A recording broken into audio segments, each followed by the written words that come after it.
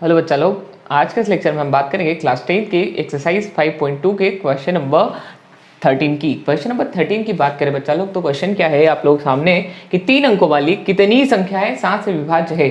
तो सबसे पहले हम लोग देखेंगे उसने क्या कहा है, 3 अंकों वाली और संख्या जो है वो 7 से विभाज्य होना चाहिए। तो आप लोग ऐसा लिख लेना, यहाँ पे आप मैं ये लिख देता हूँ कि 3 अंकों वाली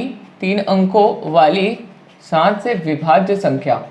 ठीक है, तो अगर आप लोग पहले इनका ग्रुप बनाओगे तो उससे आप लोग की श्रेणी बन जाएगी।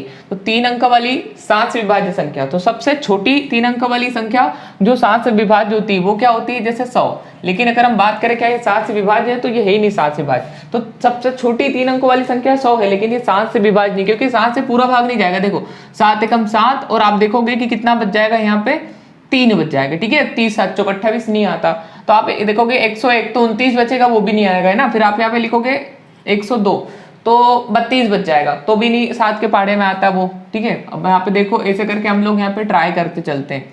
तो सबसे पहले अगर हम बात करें तो अगर हम 100 इस पे 104, तो ऐसे करके हमने देखा कि यार 104 पर भी बात नहीं बनी हमारी, है ना। तो अब हमने क्या ले लिया, 105 ले लिया। अब हो जाएगा देखो 7 एकम 7 और 3 बचे 7 बन जाए 35। तो सबसे छोटी 3 अंकों की ऐसी संख्या जो 7 से विभाज्य भी है वो क्या है बच्चा लोग, तो वो है 105। अब इसके बाद आपको पता है कि 7 से विभाज्य है, तो साथ साथ आप जोड़ते चले जाओगे, 112 119 डेश डेश डेश। अब लास्ट में क्या आएगा, तो लास्ट के लिए बच्चा लोग ट्राई करना पड़ेगा आप लोग को। कैसे, देखो मैं आप लोग को बता देता हूं यहाँ पर क्या ट्राई करना पड़ेगा। सबसे बड़ी 3 अंकों की संख्या है 999। अगर हम इसमें भाग दे 7 से, तो 7 एकम 7, 9 में से 7 गए 2 बचे 29। अब कितनी बार जाएगा, 7 चौक 28, 1 बच गया ना। तो अब यहाँ 1 हर बार बचेगा। ठीक है, तो 19 तो आता ही नहीं 7 के पहाड़े में। अगर हम देखें 18, तो 18 भी 7 के पहाड़े में आता है, 7 नहीं आता। फिर 7 लेंगे 17 भी नहीं आता, 6 लेंगे तो 16 भी नहीं आता, 5 लेंगे तो 15 भी नहीं आता। तो 4 ले लेते हैं, यहाँ पे क्या ले लेते हैं, 4। तो यहाँ पे बचेगा 1, तो 1 और 4 14। तो ये कितने बार आ जाएगा, 7 दूनी 14। तो ये कट जाएगा यहाँ पे, क्लियर। 7 एकम 7, 2 बचे 7 चौक 28, 1 बचा 7 दूनी 14, तो 142 बार कट जाएगा। तो सबसे बड़ी वो संख्या जो 7 से विभाज्य और 3 अंकों की है वो है 994। तो सबसे प्रथम पद ये हो गया, सबसे अंतिम पद, क्योंकि इसके आगे के जितने भी 3 अंक के पद हैं वो 7 से विभाज्य नहीं है। तो 7 से विभाज्य होने वाली श्रेणी बन गई हमारे पास। ठीक है, अब यहाँ पर हम लोग को पता है उसने क्या पूछा है कि 3 अंकों वाली कितनी संख्या है, मतलब पदों की संख्या पूछी आपसे। तो ए या A1 बच्चा लोग आपको दे रखा है 105। ठीक है, अगर आप बात करोगे A2 तो दे रखा है 112। ठीक है, क्योंकि सार्वंतर आपको आता है D बराबर क्या होता है, A2 माइनस A1। तो क्या हो जाएगा 112 माइनस 105। वैसे आपको पता भी है कि 7 से विभाज्य बोला है तो सार्वंतर तो 7 आएगा, लेकिन एक औपचारिकता हमने यहाँ पे कंप्लीट कर ली। ठीक है, आपको L दे रखा है कितना है, 994। आप इसको nth टर्म भी बोल सकते हो, n वापस, दोनों का बात एक ही होता है। L इज इक्वल टू क्या होता है formula, A plus n minus 1 into D बच्चा लोग। ठीक है, L का वैल्यू क्या है 994 इज इक्वल टू A कितना है आपके पास 105 प्लस n कितना है आपको पता करना है वो, और D सार्वंतर आपके पास है 7। अगर आप देखोगे तो इधर आ जाएगा 994 माइनस 105 बराबर में आएगा n माइनस 1 और गुणा में 7। घटाओ जरा, 14 में से 5 जाएंगे तो 9 आएगा, 8 में से 0 जाएगा 8 आएगा, और 9 में से 1 घटाएंगे तो 8। इज इट क्लियर बच्चा लोग। देखो 14 में से 5 गया 9, और ये 8 में से 0 गया 8, और 9 में से 1 गया तो 8, ये बच गया यहाँ पे। और यार n माइनस 1 गुणा 7। अब 7 गुणा से भाग में ले आओ, हो जाएगा 8 8 9 बटे में आ जाएगा 7 बराबर n माइनस 1। 7 से भाग दो, 7 एकम 7, 1 बचेगा 18, 7 दूनी 14, 4 बचेगा 49, 7 तो 49। ठीक है, 4 बचा तो यहाँ पे 49, 7 तो 49, 7 बार 127 बराबर n माइनस 1 बच रहा है। 127 बराबर n माइनस 1। एक काम करो, इसको इधर ले आओ तो हो जाएगा n प्लस 1 सॉरी है ना 127 plus 1 is equal to n। तो आप लोग देखेंगे कि -1 इधर आ गया और ये हो जाएगा n इज इक्वल टू 128 बच्चा लोग। ठीक है, तो आप लोग यहाँ पे क्या लिखोगे, अतः 7 से विभाज्य 3 अंकों वाली 128 संख्याएं होगी। ठीक है, आई थिंक आपको क्वेश्चन समझ में आ गया होगा। आइए अब हम लोग बात कर लेते हैं क्वेश्चन नंबर 14 की। क्वेश्चन नंबर 14 की बात करें बच्चा लोग तो क्वेश्चन नंबर 14 क्या है कि 10 और 750 के बीच में 4 के कितने गुणज है। ठीक है, 4 के गुणज मल्टीपल, मतलब हम देखेंगे कि 10 और 750 के बीच में ऐसी कितनी संख्या है जिसमें 4 से भाग जा रहा है, या वो संख्या 4 के पहाड़े में आती है। दोनों का मतलब एक ही होता है। जैसे देखो 4 के पहाड़े में 12 आ रहा है, तो 4 या 12 आ रहा ना 4 के पहाड़े में, तो मैं ऐसा बोल सकता हूँ कि 12 4 से विभाज्य है, क्योंकि 4 के पहाड़े में 12 आ रहा है। तो अब 12 को क्या बोल सकते हो, 12 4 का गुणज भी है और 12 जो है वो किससे विभाजित भी है, 4 से, तो बात वही है, ठीक है। उसने सिर्फ लैंग्वेज चेंज कर दी यहाँ पे।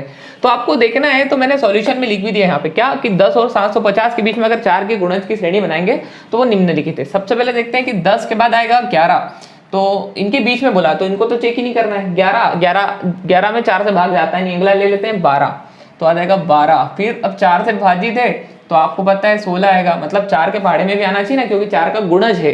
तो 12 16 आपको पता है अगला क्या आएगा, आप बता सकते हो क्या, 20 डेस और कितना बोला उसने, 750 के बीच, तो 750 से पहले वाले डिजिट ले लो, 749। क्या इसमें 4 से भाग जाता है, ट्राई करते हैं, 7 एकम 7, सॉरी 4 एकम 4, 3 बचेंगे, तो कितना आएगा यहाँ पे, 4 से भाग दे रहे हैं तो 4 एकम 4, 3 बचेंगे, 4 7 28, 4 8 32, फिर 2 आ जाएगा 29, तो नहीं जाएगा ना। तो अगर यहाँ 29 बन रहा है नहीं जाएगा, 28 बनेगा तो जाएगा, 4 7 28, मतलब यहाँ लेना पड़ेगा 748, ठीक है। तो 750 तो लेना ही नहीं था, 749 ट्राई किया और वो भी नहीं आ रहा, और क्या आ रहा है 748। तो एक श्रेणी बन गई बच्चा लोग हमारे पास। बस लास्ट क्वेश्चन की तरह ए या A1 आपको मिल गया यहाँ पे 12, आपको श्रेणी तो दिख रही है AP है, नहीं तो चेक भी कर सकते हो, क्योंकि आप यहाँ पे D निकालना चाहो तो आप A2 माइनस A1 या A3 माइनस A2 जिसी से भी निकालना चाहो निकाल सकते हो आप।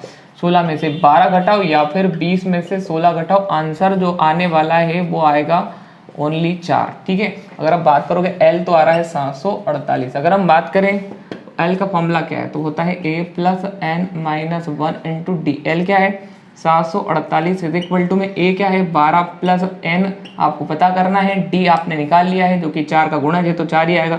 इसको इधर ले आओ माइनस में आ जाएगा, ठीक है।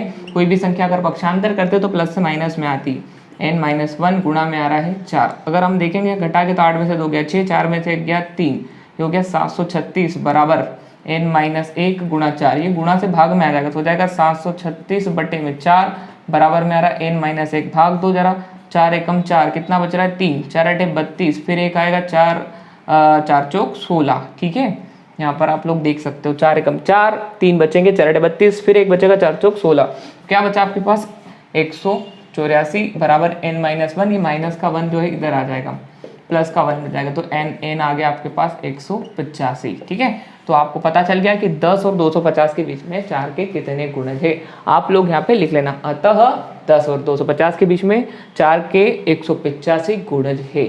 तो इस प्रकार बच्चा लोग आपका ये क्वेश्चन नंबर 14 यहाँ पर कंप्लीट हो चुका है। आइए अब हम लोग बात कर लेते हैं क्वेश्चन नंबर 15 की। क्वेश्चन नंबर 15 की बात करें बच्चा लोग तो क्वेश्चन यह है कि n के किस मान के लिए दोनों समांतर श्रेणियों लाइक 63 65 67 एक समांतर श्रेणी है, डेस मतलब जा रही है आगे, और एक दूसरी 3 10 और यहाँ पर आप लोग देख रहे हो 17 और ये भी जा रही है इनफाइनाइट तक, इन दोनों के nवें पद बराबर होंगे। तो n का ऐसा कौन सा मान होगा जिसके लिए इनके nवें पद बराबर हो जाएंगे, ठीक है। मतलब अगर n का मान 4 आया तो दोनों के 4वें पद बराबर होंगे, ठीक है। तो देखो ये आगे बढ़ते जाएगा 65 67 69 71 है ना, और ये भी बढ़ते जाएगा, तो ऐसा कौन सा मान इनका आगे चल के बराबर आएगा वो हमको पता करना है। तो जो दे रखा है सबसे पहले हम वो लिखते हैं। तो पहली श्रेणी समांतर श्रेणी आपको दे रखी, मैंने लिखी, इसमें आपको देखो A1 जो है वो क्या है 63 है, और यहाँ पे बात करोगे अगर इसके D की तो क्या आएगा D बराबर 65 माइनस 63, आप डायरेक्ट लिख रहे हो यहाँ पे 2 आ जाएगा, ठीक है। और यहाँ पे L हमको बिल्कुल भी पता नहीं है। इसका nवां पद अगर निकालें तो nवें पद का फॉर्मूला होता है हमारे पास, क्या होता है A plus N minus 1 into T. निकालो जरा nवां पद क्या आएगा, A का मान है आपके पास 63 प्लस N तो आपको पता है नहीं यहाँ पे, ठीक, और D का मान कितना है 2। तो फाइनली आप देखोगे इसको कैलकुलेट करके 2 से गुणा होगा, 2 का n के साथ 2n और यहाँ पर होगा प्लस माइनस माइनस।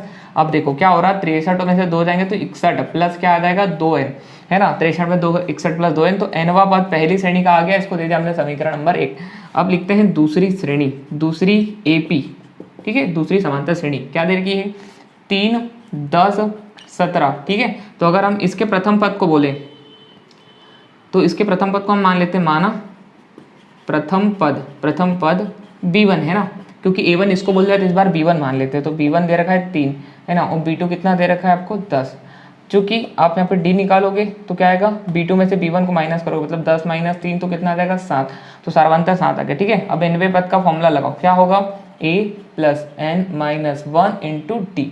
तो क्या हो जाएगा बच्चा लोग A का मान कितना है आपके पास 3 है ना, प्लस n माइनस 1, तो n तो आपको पता करना है ही नहीं, यहाँ पे पता भी नहीं करना है, मतलब है ही नहीं आपके पास, d है 7, अंदर गुणा कर दो तो कितना आएगा, देखो इधर लिख रहा हूँ उस मैटर को, nवा पद, इसके पीछे इंप्लाइज लगाएंगे, इज इक्वल टू बीच में लगता है हमेशा 3 प्लस गुणा कर दो यहाँ पे, तो ये जाएगा 7n माइनस का 7, तो आप लोग देख रहे बच्चा लोग 7n है और 3 में से माइनस का 7 जाएगा तो आ जाएगा माइनस का 4, तो nवा पद। ठीक है, अब हम लोग देखेंगे यहाँ पे प्रश्नानुसार, क्या लिखेंगे, प्रश्नानुसार, वो अब लिखा प्रश्नानुसार, क्या बोल रहा है वो कि दोनों के nवें पद बराबर है। ठीक है, तो इसको दे दो समीकरण 1 और ये हो जाएगा 2, तो दोनों के nवें पद बराबर कर दो, 61 प्लस 2n बराबर 7n माइनस 4। ठीक है, by equation first and equation number क्या बच्चा लोग सेकंड। हमने रीजन दे दिया समीकरण 1 और 2 से, ऐसा क्यों लिखा, क्योंकि उसने कहा कि इनके nवें पद बराबर है। ठीक है, तो हमने कर दिया। अब n के किस मान के लिए, तब हमको पता चल जाएगा, n वालों को एक साइड करो, विदाउट n वालों को एक साइड से माइनस का 4 इधर ले आओ, 61 प्लस 4 हो जाएगा 7n माइनस 2n। ठीक है, कितना हो जाएगा 65 बराबर 7 में हो जाएंगे तो हो जाएगा 5n, 5 गुणा से चले जाएगा भाग में, तो 65/5 बराबर आ जाएगा n, तो कट जाएगा और हो जाएगा 13। ठीक है, 5 कम 5 5 15, तो n बराबर 13 आ गया, तो यहाँ पे आप लिख सकते हो n बराबर 13, है ना। तो समझ में आया कुछ, अब आपको ये पता हो गया कि n के मान 13 के लिए इनके nवें पद बराबर होंगे, मतलब इसको आगे बढ़ाएंगे तो इसका जो 13वां पद आएगा वही इसका 13वां पद आएगा। ठीक है बच्चा लोग, तो ये हो गया हमारा क्वेश्चन नंबर 15 यहाँ पे समाप्त। यदि आपको तीनों क्वेश्चन समझ में आ गए तो वीडियो को लाइक कीजिए, चैनल पर नए हो तो चैनल को सब्सक्राइब कीजिए, पढ़ते रहिए। All the very best.